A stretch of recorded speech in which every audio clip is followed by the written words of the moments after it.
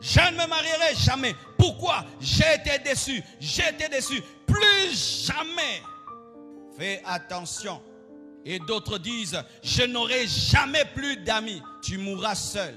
Ce n'est pas parce qu'un homme t'a déçu que tous les hommes t'ont déçu. Ce n'est pas parce que quelqu'un un jour a brisé ta confiance que tous les hommes ont brisé ta confiance. Mais quand tu déclares, je n'aurai plus jamais d'amis, et tu le décides, tu vas attirer dans ta vie un esprit de rejet. Et qu'est-ce qui va t'arriver? Tu n'auras que des personnes qui vont te décevoir et tu seras seul. Et sachez que les personnes seules ne percent pas autant que les personnes accompagnées.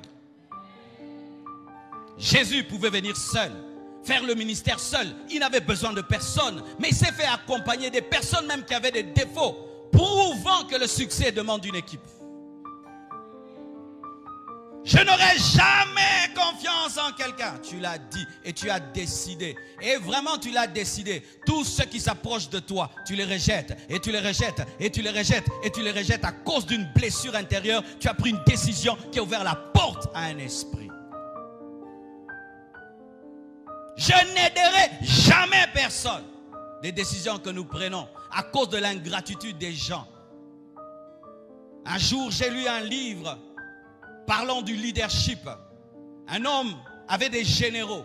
Et ces généraux ont fait un coup d'état contre lui. Et il a pu les maîtriser et il les a tous chassés. Mais après avoir chassé les généraux, il appelle les colonels. Il leur déclare généraux. On dit, mais comment tu peux faire ça? On vient de te décevoir par les généraux et tu établis d'autres généraux. Il dit, je suis un leader. Un leader ne peut avancer seul. Je suis condamné à avoir confiance. Alléluia. Mais toi, tu as décidé de devenir un leader seul depuis que tes généraux t'ont déçu. Non, change les généraux, mais ne change pas de principe. Change de généraux, mais ne change pas de principe. Alléluia. Les hommes dans nos vies sont comme les cheveux. Tu peux les couper, mais laisse pousser l'autre chevelure. Les hommes dans nos vies sont comme les ongles. Tu peux les couper, mais laisse d'autres ongles pousser. Mais ne décide pas de ne plus avoir des cheveux ni des ongles parce que la première chevelure t'a déçu. Je ne donnerai jamais rien à personne. Comme certains ont dit, moi je ne prierai jamais à l'église. Bien aimé, prie dans une église. Toutes les églises ne t'ont pas déçu. Va chercher une autre église. Donnez-moi l'amen. J'aimerais parler à ceux qui me suivent sur internet. Souvent lorsque je voyage en Europe, je trouve des gens qui ne prient pas dans les églises. Et quand tu leur dis, tu pries où? Ils me disent, je prie à la Compassion. Oh, mais nous on n'a pas d'extension au Canada. Ah, moi je suis à la Compassion Canada sur internet. Ah, frère.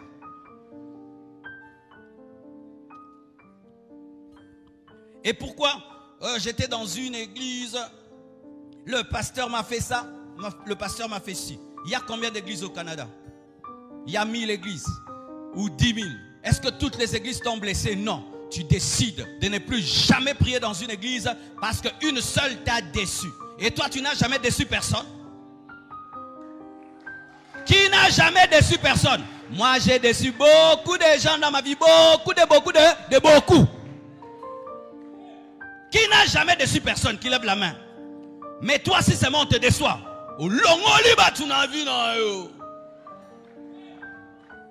après le culte, tu ne salues jamais personne dans cette église. Pourquoi? Tu as dit, moi je n'ai plus besoin de communion fraternelle. Ces choses de communion fraternelle m'ont amené des problèmes. Non, la communion fraternelle aussi peut te connecter à quelqu'un qui te bénira. Tu es en train de te priver la bénédiction par de telles décisions. Sortez des mauvaises décisions. Sortez des mauvaises décisions. Quelqu'un m'avait dit, quand est-ce que tu sais que tu prends une bonne décision? Quand tu n'es pas en colère et quand tu n'es pas très heureux. Ne prenez jamais de décision quand vous êtes en colère. Et ne prenez pas de décision quand vous êtes trop dans la joie. Vous n'êtes pas vous. Prenez les décisions le matin. Oui. Ne prenez jamais de décision dans une fête ni dans un deuil. Ne te marie jamais dans un deuil. Tu es trop triste. Tu as trop de vide. Ne te marie jamais dans les fêtes. Tout le monde brille. Soyez normaux. Alléluia. Car par une décision, tu peux inviter Satan dans ta vie. Une seule décision. Pas deux. Une. Et tu vas le payer cher. Toute ta vie, tu payeras cher cette décision. Je n'aiderai jamais plus personne. Tu deviendras pauvre. Je ne dirai jamais plus la vérité. Qui a déjà dit ça? Donne-moi la main. Moi, ça m'est arrivé. Quand tu es païen, le mensonge te sauve. Vrai ou faux? On veut t'attraper, tu mens, on te laisse tranquille. On veut t'attraper, tu mens, on te laisse tranquille. On veut t'attraper, tu mens, on te laisse tranquille. Et le mensonge te sauve tellement. Mais un jour, tu es pris par ta conscience et tu décides de dire la vérité. Et quand tu dis la vérité, au lieu qu'on te récompense d'acclamation, tu sens vraiment qu'on t'humilie. On va dire cette vérité à tout le monde. Et tu te rends compte que, il fallait que je demeure un menteur. Et là, maintenant, tu deviens professionnel, diplômé, licencié du mensonge. Oui, il y a des gens ici, ils ont décidé qu'ils ne mentiront jamais. J'ai un travailleur, lui, il ment automatiquement. Même si tu lui... Donc, je ne sais plus, le mensonge est devenu lui. Donc, si tu dis, tu dormais. Je dormais pas. Alors, j'ai dit, toi, c'est sûr que le mensonge t'a sauvé depuis que tu es enfant. C'est pourquoi, malgré que tu as vieilli, tu ne sais que mentir. Il a décidé dans sa vie. Il ne dira jamais la vérité. Peut-être qu'un jour qu'il a dit la vérité, on l'a tabassé. Et il s'est repenti. Mais oui, une fille, tu es dans les fiançailles. Et puis ton fiancé te pose des questions. Tu as connu combien d'hommes? Tu dis, moi j'en ai connu 4. 4, je t'appellerai.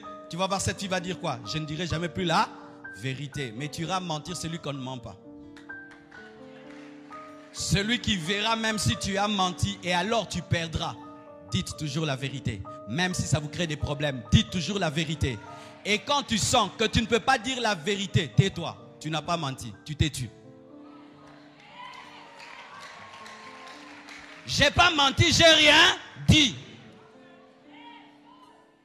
Pasteur Marcelo, tu as combien dans ton compte en banque? Ça ne te regarde pas. Est-ce que j'ai menti?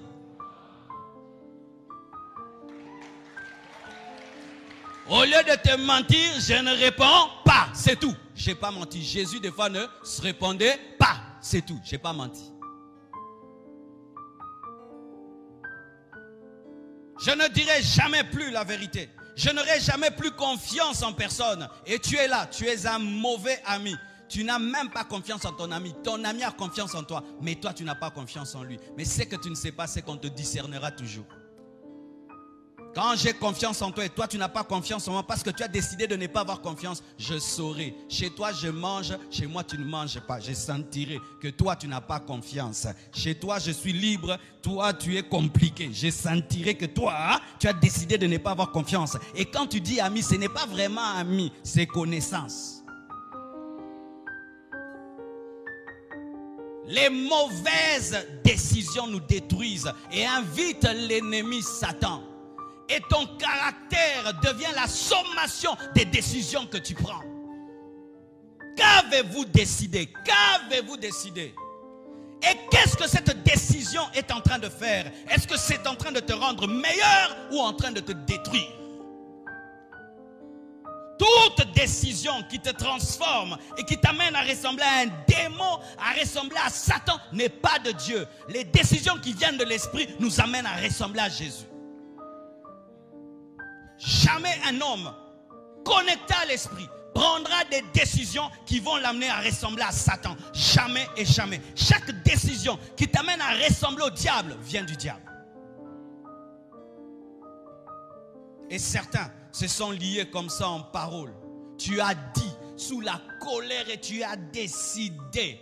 Et quand tu as dit, ce que tu as lié sur la terre a été lié au ciel.